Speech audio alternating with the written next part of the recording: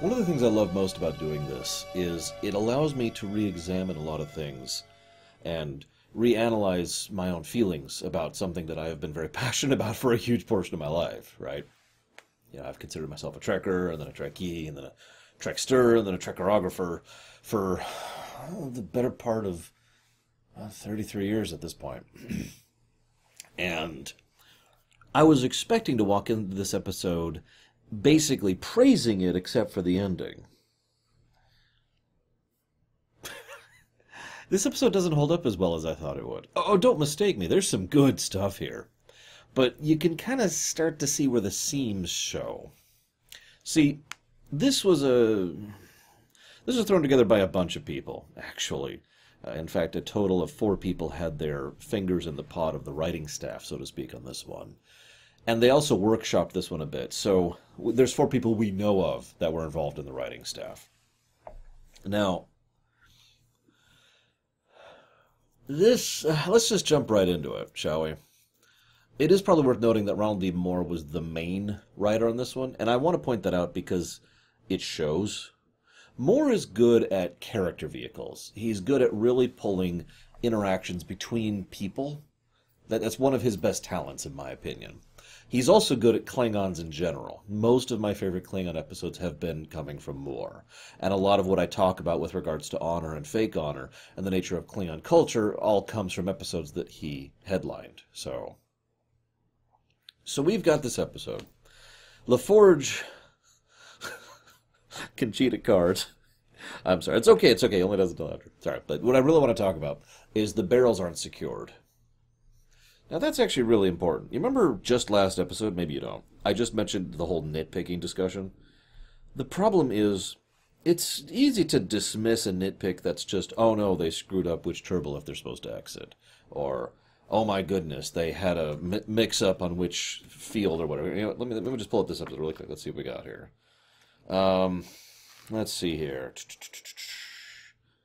Here we go.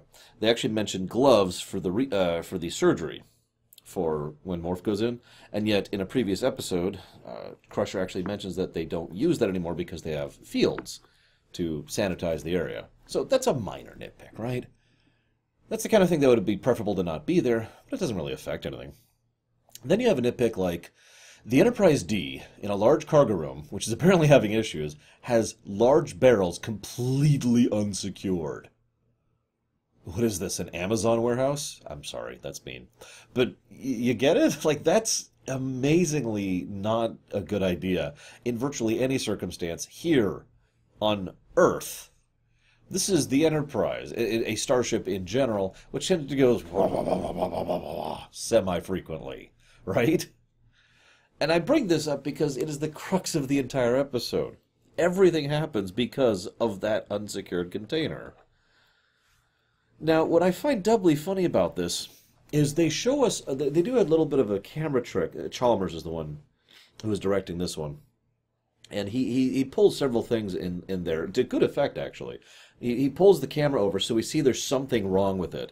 And we see it start to kind of melt in on itself, and then it collides onto him. It would have been a very minor alteration. It would have cost a little more money, I'll admit it. But it would have been a very minor alteration to have their, that whatever is going wrong that they're scanning for go and send the thing flying off. The strap or something, the something that is keeping those barrels strapped in breaks off and the barrel comes off and then hits him. And I know that's such a minor thing. But to be completely blunt, that's the difference between great and good. Something great would pay attention to such small details, whereas something good is something where you have to just kind of skip over it. So,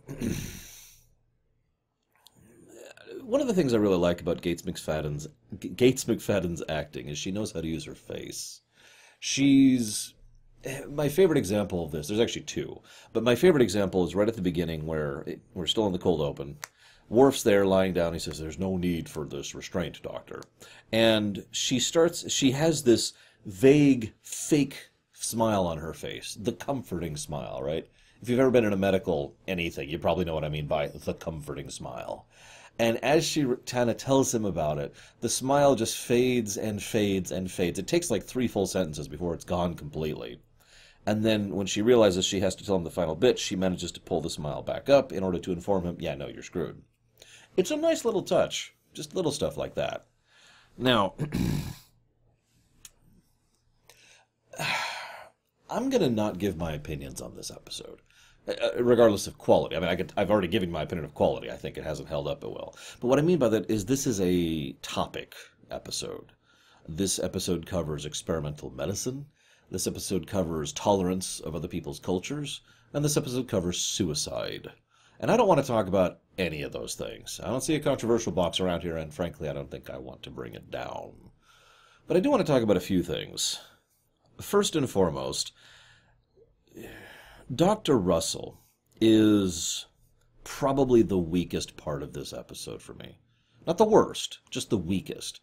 I mentioned earlier how the episode doesn't hold up all that well. There are some very good character interactions, but the so-called ethical dilemma between Crusher and Russell falls completely flat for me. I actually have this thing up here right now. Michael Piller, and I quote, we went out of our way to not make it easy for the audience to know what the right thing to do was. I think we succeeded pretty well with that one. We wanted to explore the issue, and it's only fair to explore it if you give both voices the equal fairness that their voice and opinions deliver. Okay? Cool. I don't agree. I don't.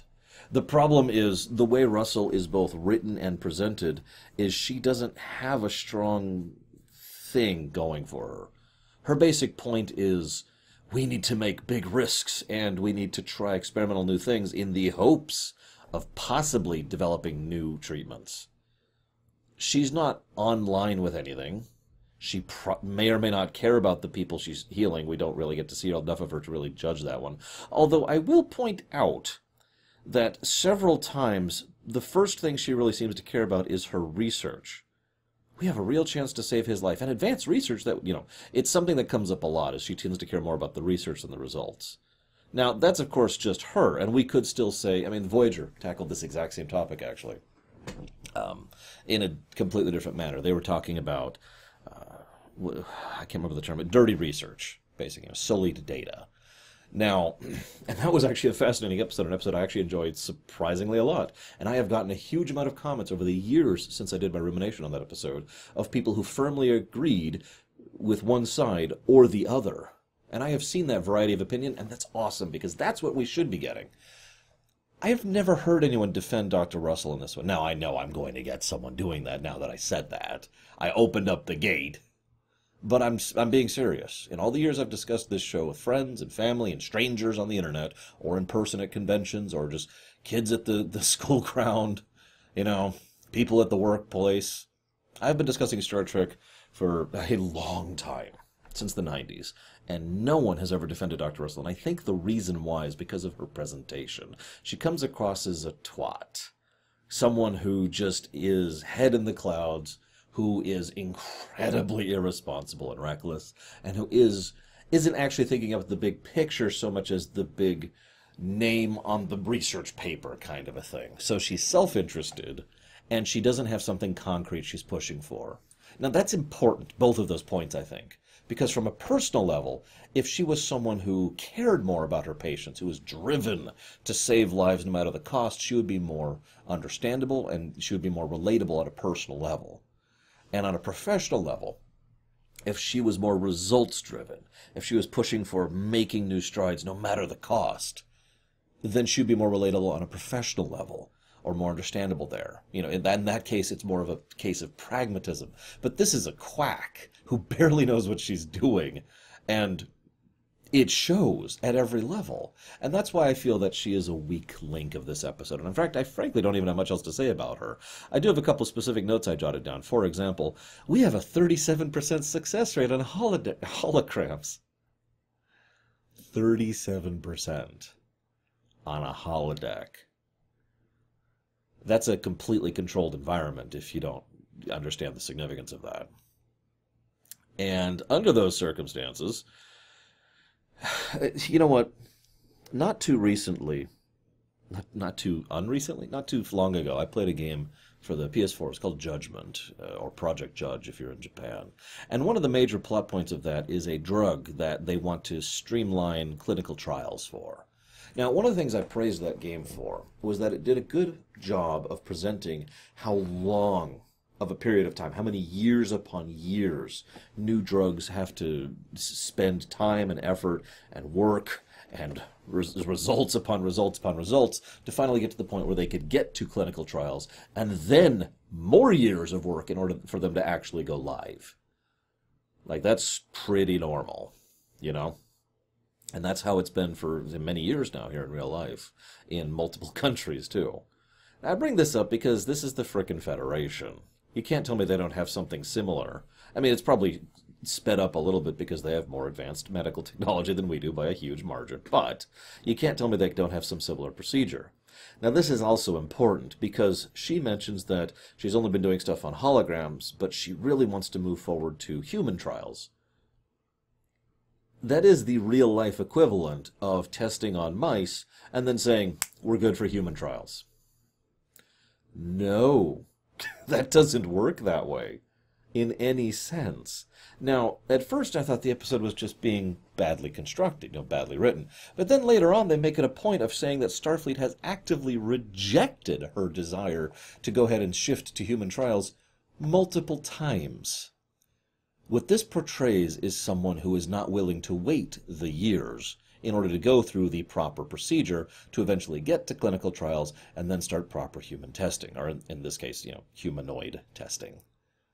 Now, I bring that up because that means the episode is not poorly written. It is, in fact, well written, and she's just a horrible person, which also, consequently, makes the episode not that well written. Or at least not in the direction that they stated they wanted to. Now, granted, that was Pillar, not Moore, who said that. So make of that what you will. It's worth noting Moore actually does have comments on this as well. I've heard a lot of criticism on the show, feedback of people who thought we were advocating euthanasia, people thought we were saying bad things about the disabled and the value of disability. People think that Dr. Russell was absolutely wrong, and how dare Beverly get in the way of Worf's right to die, and blah, blah, blah. And Moore himself has commented on this episode, mostly in a derogatory fashion. I don't know if I'm being too harsh on this point, but I think it's worth... I'm banging on about this so much because it's about half the episode.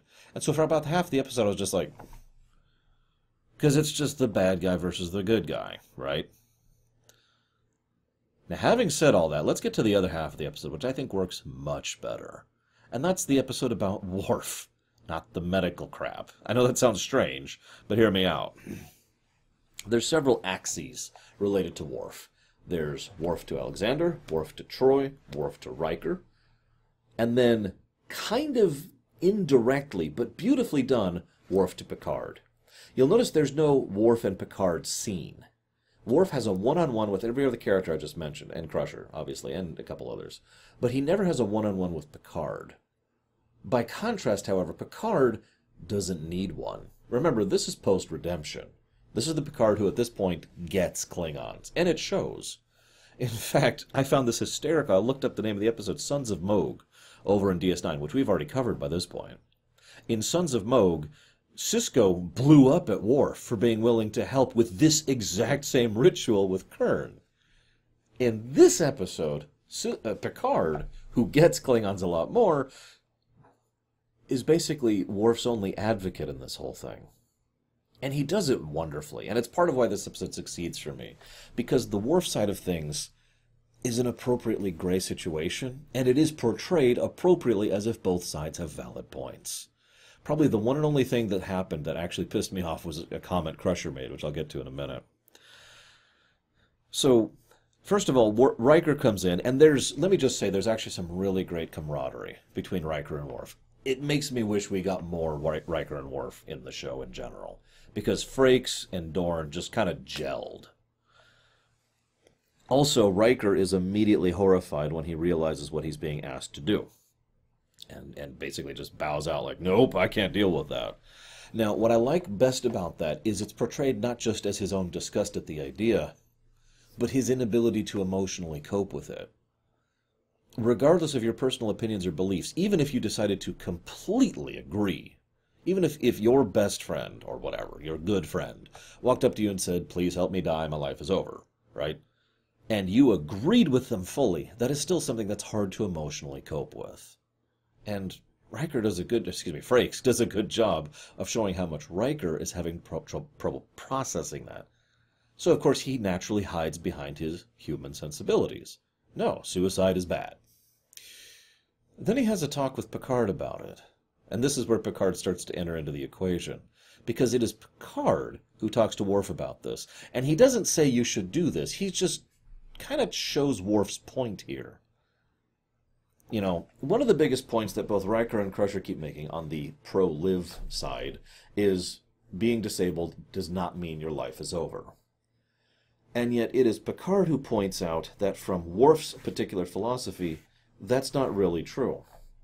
In summary, Worf's side could be structured with a very simple sentence that I myself love to say on a regular basis. Survival is insufficient. In short, for Worf, going through life with barely capable of functioning or not being able to function would not be living. And it's easy to understand why for someone like Worf.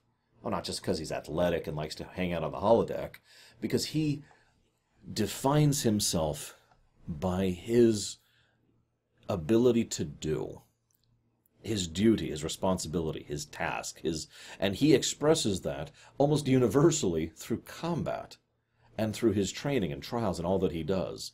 If he suddenly lacked the ability to literally stand tall, that would be horribly deleterious to him. Now, that being stated, it is worth noting that he does probably give up a little bit too easily on the other fix, the fix that might partially restore him. And yet, when he rages about it, his points are valid, not emotional. I do not wish to be a lumbering oaf who is incapable of properly functioning, is the main thrust of his argument. And that is very Worf. Now, you could say whether or not that is his right to decide. Like I said, I'm trying very hard to not give my opinion on all these points. I'm just trying to show how the episode itself presents them. Because I think it does a good job of presenting everything except the medical side of things pretty well. Funnily enough, Moore himself complained about this. And I quote, "The medical stuff is not what I'm drawn to, and it's hard to make it interesting." That's a direct quote from Moore there. Anyways, so that's... then we have another interesting little tidbit. You know, we find out that medical science on the Klingons, despite years upon years of being close allies with the Klingons, is not that advanced. Mostly because the Klingons just don't do that. They have a little bit of a Darwinian kind of a thing going on. And there are disadvantages to that, as we are seeing. This is also not the only time that comes up, consequently. Now, Worf... I just want to say one thing really quick. I've been in a wheelchair before, and I have been stuck on crutches for some months after that. And actually, to this very day, no joke, I still have my crutches right over there. You can't see them, obviously, because I'm not swiveling the camera that way. That would be pointless. But they're right over there just in case, because every now and again, it's like once in a blue moon, I still just lose control of my left leg completely. And I need my crutches to get around for a little bit. It's happened on stream, even. And I bring that up because I know what that feels like. And I know what it feels like to be someone who can walk around normally. And I can kind of see both perspectives in a very minor, you know, peeking in the window kind of a way. And I bring that up because I do think it is probably more upon the person making the choice. That is to say, it is more the person who would be crippled to decide it, rather than the person who is not, if you follow me. And that is one of the big thrusts of Picard's argument, that this should be Worf's capacity to choose. He has a wonderful scene with Crusher, where he expertly navigates around her, and she, basically, he outflanks her completely, in a diplomatic sense. She resorts to an extreme. She flat out says, "I will not let him commit suicide. I will keep him in watch, and I will have him stuck in my sick bay, and I'll have him there for a year if I have to." How many of you know what suicide watch is like in real life? You don't have to answer. Just answer up here. That's all I need. Anybody who says the answer yes to that question, you know how horrible suicide watch actually is. It's very dehumanizing and very impersonal. And I have never known a circumstance that I'm aware of personally where it has helped situations. Rather, 100% of the time, it has made things worse. And that's exactly what I was thinking of when I heard Crusher say that. Now, that kind of helps to demonstrate the point. Crusher is arguing from emotion. And ironically, so is Picard, just in a different direction. Crusher is refusing to let go of a friend, and Picard is refusing to let a friend go, if you understand the distinction. There's then a wonderful scene, which actually should have been even better than it was, where Riker comes in, and Worf is like, hey, you've brought the dagger. I am prepared. And Riker just lays it out. And what I like about this scene more than anything else is that they disagree. Now, this is going to sound like a strange thing, but that is actually by far my favorite part of this episode. If I had to pick out a singular thing, it would be the fact that so many people disagree with each other. That's awesome. Honestly, I feel like we need more of that in Star Trek. I know that sounds like a strange statement, but far too often the crew are all basically on the same side on any given issue. Here they were allowed to disagree with each other without it going too far, without it getting into melodrama, without the need for, actual violence or anything. Just people being people, like you do. That being said, I have this book open on my desk for a reason, not just to quote Moore and Pillar, but I want to quote one of the original bits of the script. There's a bit where Riker says, do you remember all the people that died in the line of duty? At least they died trying. Here you are, lying in your hospital bed. Then he circles around the bed and yells nose to nose with Worf, literally yelling, why don't you just get off your ass and take the challenge? And it is Worf. Now, this is at the end of Riker's big speech, so Riker's been building up to this point. And Worf shouts back, enough! Enough! And Riker backs off a little bit. Now, that was cut from the script, which is why I'm mentioning it. I almost kind of wish it was in. Because, as Riker points out at the end there, despite their disagreement, he would still do it for his friend, out of love and respect for that man. But as he points out, it's not his task to do so, because he looked into it. Of course he did. He cares about Worf. So he looked into it, and no, it's actually Alexander's call. Alexander's the one who should do it. Well, I'm not mentioning much in this episode, because he's mostly just kind of there. I've never really been a big fan of Alexander, and sometimes he's just kind of eh. So, anyways, the very next scene is Alexander coming in, of course. The typical bait and switch, and that's the moment where Worf says, yes, I'm going to fight. I've decided not to die. So, Picard convinces Crusher, and Riker convinces Worf.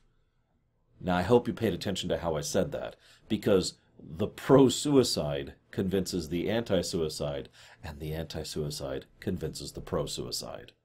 And that is some nice balance, I'll admit it. As a consequence, they decide to meet in the middle and try this new experimental thing, which is where the episode just falls apart completely. Now, there's one good scene there. Actually, there's two, if I'm being completely honest.